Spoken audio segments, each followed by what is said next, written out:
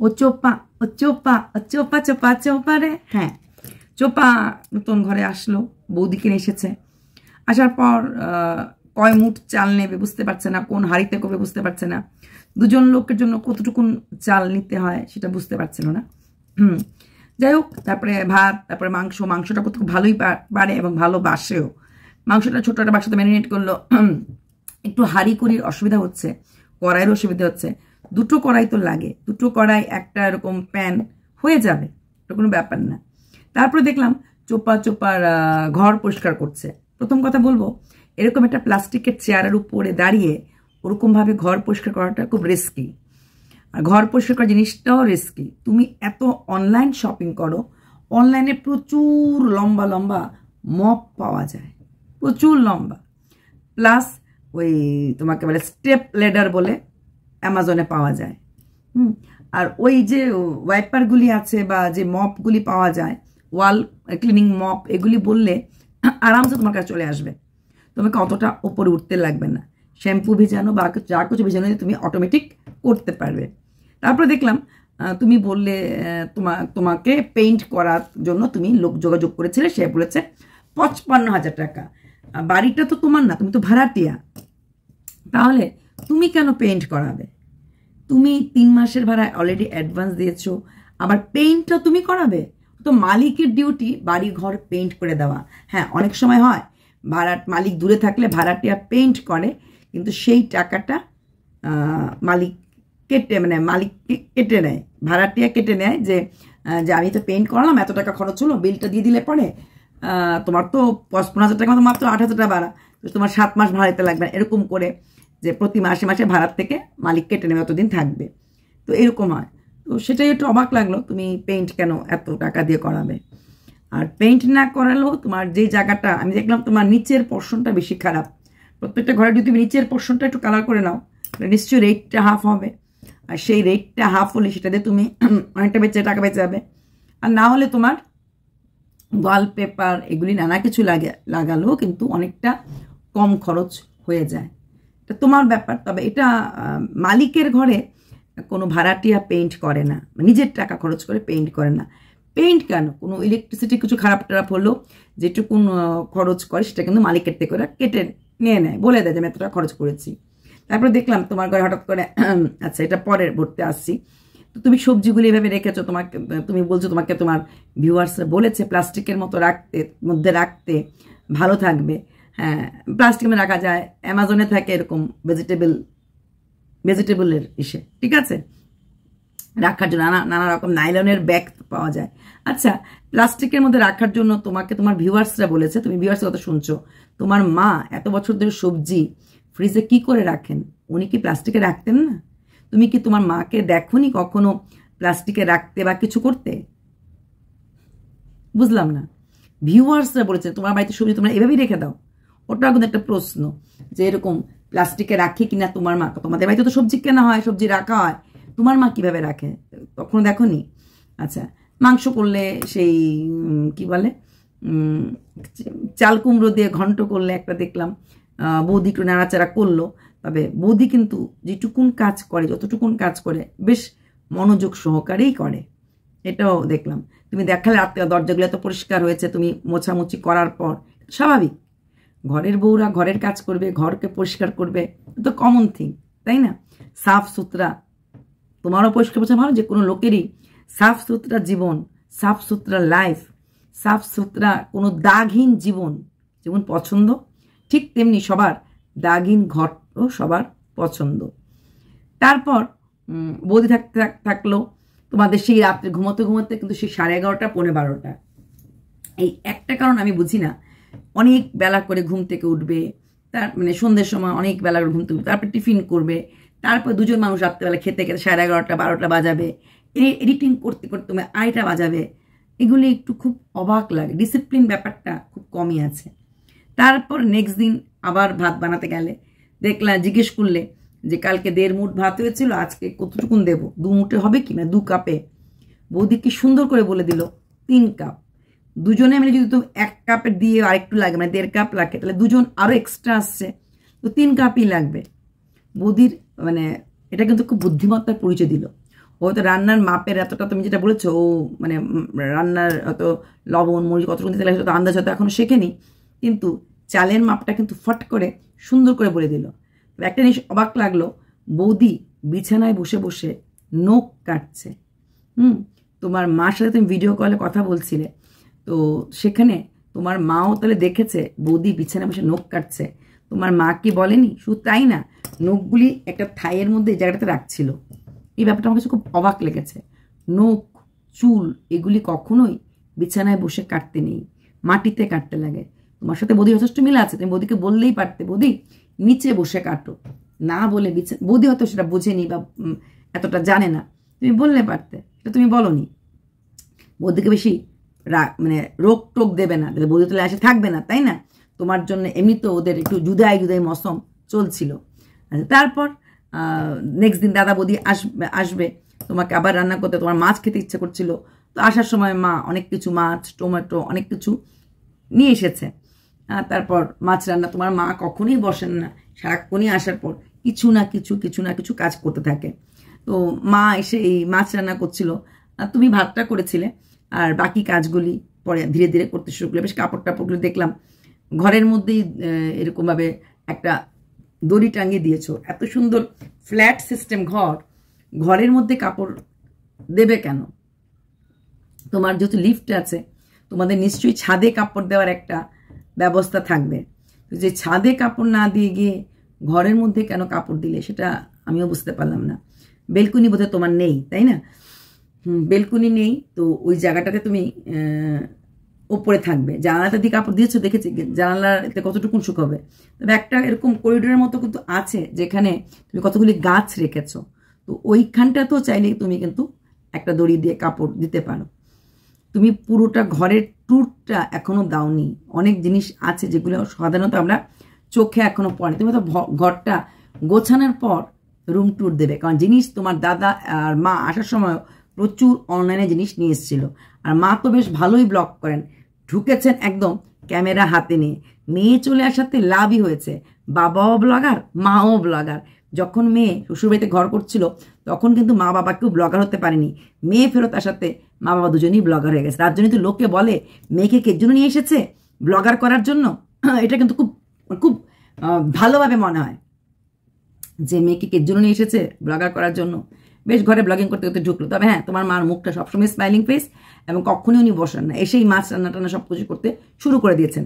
তারপর তোমার ঘরে কারেন্ট চলে গেল, মিটার বক্স, অন্যদের ঘরের কারেন্ট আছে, তোমার ঘরে কারেন্ট নেই। দাদাভাই ছিল বলে তুমি মিটার বক্সটা ঠিক করাতে মানে নিয়ে যেতে পারলে। কিন্তু এইরকমভাবে দাদাভাই যদি না থাকে আর কারেন্ট যদি চলে যায়, তাহলে কি করতে লাগবে? তোমার বোধহয় গার্ড সিস্টেম নেই। তা আশেপাশের লোকদের কাছ থেকে কিছু ইলেকট্রিশিয়ান, কিছু প্লাম্বার, এই কয়েকটা নাম্বার নিয়ে রাখলে, ঠিক যেমন করে আসার সঙ্গে সাথে তুমি ওয়াইফাই রিচার্জ নিয়ে কথা বলেছো, ওয়াইফাই লাগানো ছিল শুধু রিচার্জ করেছো, ঠিক তেমনি এই আশেপাশে লোকের কাছ থেকে ইলেকট্রিশিয়ান, প্লাম্বার, এই নাম্বারগুলো নিয়ে রাখতে লাগবে। যদি তোমাদের সোসাইটিতে কোনো প্লাম্বার ইলেকট্রিশিয়ান না থাকে, দাদাভাই হয়তো গিয়ে ঠিক করে দিচ্ছে, তারপর তোমরা লাইটটা পেয়েছো। তারপর রাত্রেবেলা সেই চিকেন পাকোড়া খেলে, তো খেতে খেতে তোমাদের অনেকটাই সময় চলে গেছিলো।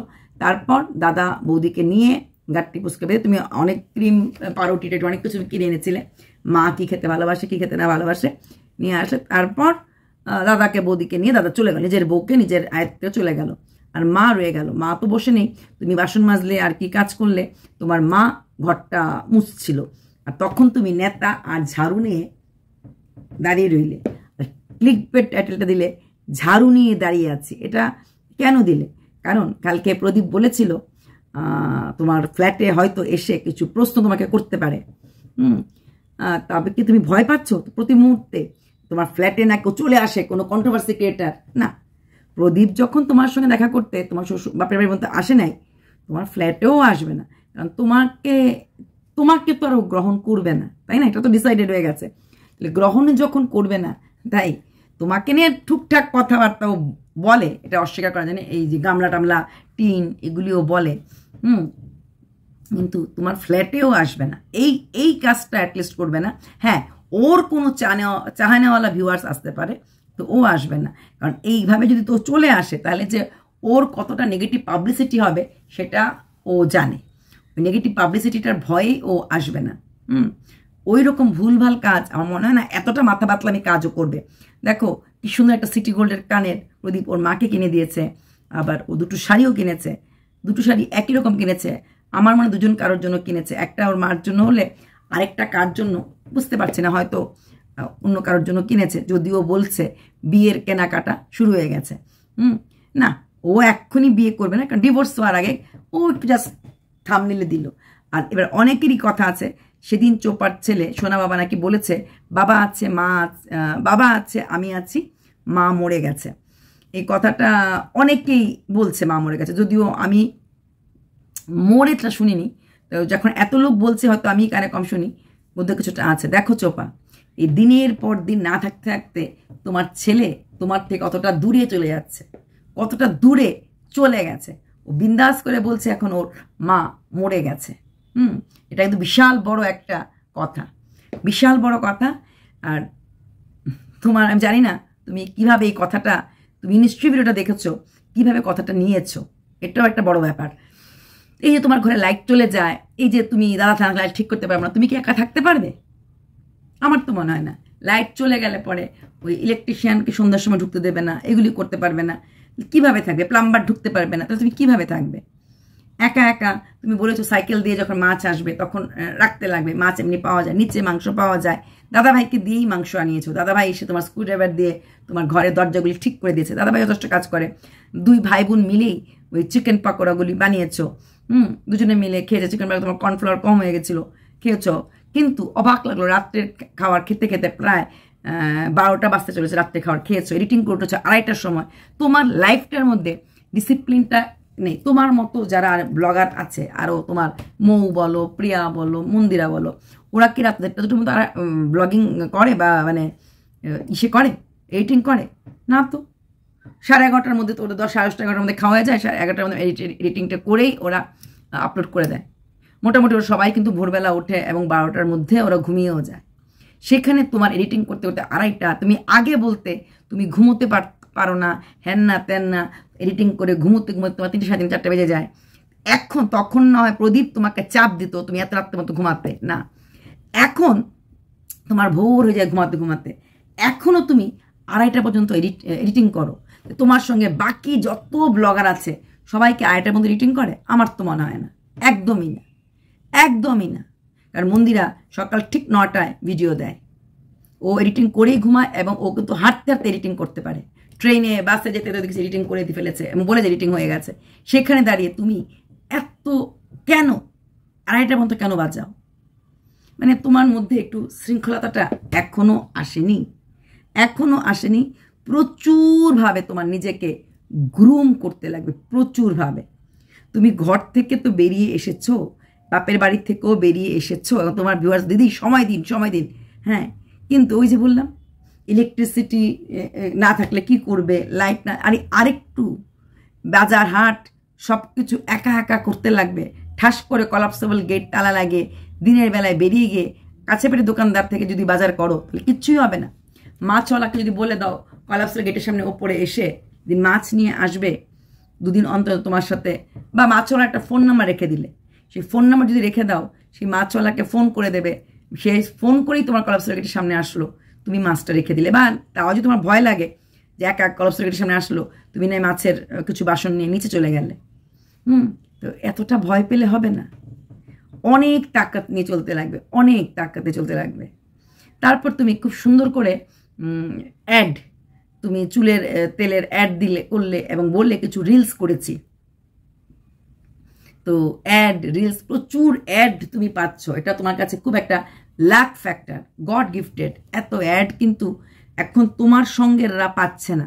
তুমি যেহেতু ট্রেন্ডিংয়ে আছো, credit goes to all controversy creators, credit goes to your viewers, তাই তুমি কিন্তু এতগুলি অ্যাড পাচ্ছ। তোমার কিন্তু অ্যাডের আর সীমা নাই, প্রচুর অ্যাড তুমি পাচ্ছ, তাই সেই অ্যাডগুলির কথাও ভাববে। আর এখনও অনেকে ভাবছে তুমি নাকি ফিরে যাবে, তাই এই ভাবনাটা যে মিথ্যে তুমি অ্যাটলিস্ট বুঝিয়ে দিও তুমি আর ফিরে যাবে না। আর যারা বলছে যে তোমার সাথে খারাপ ব্যবহার হওয়ার জন্য তুমি দূরে চলে এসেছো, তো একটা কথা, সত্যি কথা, তোমাকে হয়তো ওরা খারাপ ব্যবহার করেছে, তুমিও তো আর ভালো কাজ করে বেরিয়ে আসোনি না। আর তাও যদি বুঝতাম যে হাতটা তুমি ধরেছ, সে হাতটা খুব শক্ত হাত, মনে হয় না ওই হাতটাও কিন্তু নরবরে হাত, যে হাতটা ধরেছ। হ্যাঁ, by the way, day by day তোমার বৌদি কিন্তু অনেকটা স্মার্ট এবং অনেকটা সুন্দরী হয়ে উঠছে। তোমার দাদাও কিন্তু ভীষণ নরবরে, না কোনো কাজ করে, না কোনো কর্ম করে। বৌদি যদি একটু স্মার্ট আর একটু ড্যাশিং হয়ে ওঠে, যেই সুন্দরভাবে ও মানে কাজগুলি করে, আর যতটা এডিটিং শিখে যাচ্ছে, ধীরে ধীরে ব্লগারও হয়ে যায়, তাহলে কিন্তু দাদার সাথে কতদিন থাকবে, সংসার করবে, একটু ডাউট আমার হচ্ছে। তাই টেক কেয়ার বৌদি, তোমার কাছ থেকেই বৌদি কিন্তু ইন্সপিরেশন পাবে যে একা থাকা যায়, একা ভালো থাকা যায়, একা সুন্দর ঘর দরজা করা যায়। চলো, বাই।